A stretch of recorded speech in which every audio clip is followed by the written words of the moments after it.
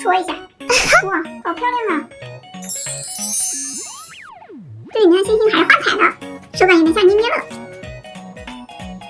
我们把它分开看一下，这样我们又得到了一个捏捏乐和一份史莱姆。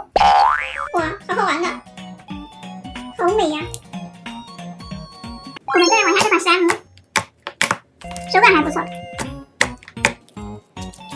看这大星星，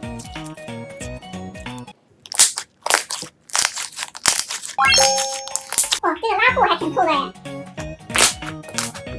这个玩起来真是双倍快乐呀！让我们把它剪破，混合在一起看一下。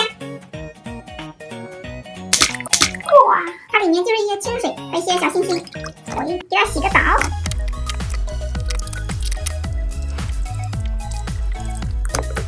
现在这个手感变得有点弹弹的，有点粘手，给它来一点点清水。看看这款泥是不是好看了很多？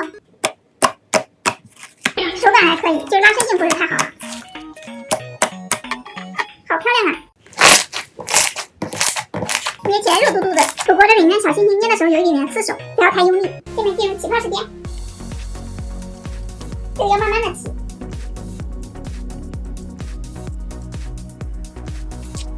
起泡一般吧，有个2-3倍。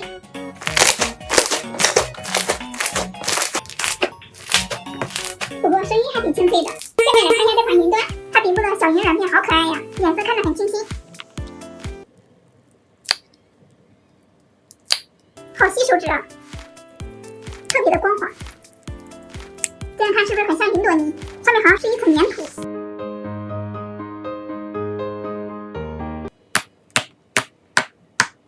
好粘桌子呀！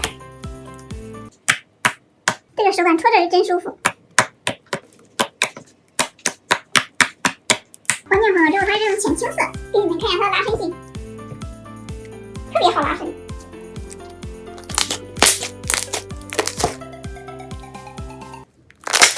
感觉它拉布捏泡更响哎，这声音听着很过瘾，起泡特别快，不到1分钟就粘好了，感觉有个5倍左右。哇，好大的植入啊！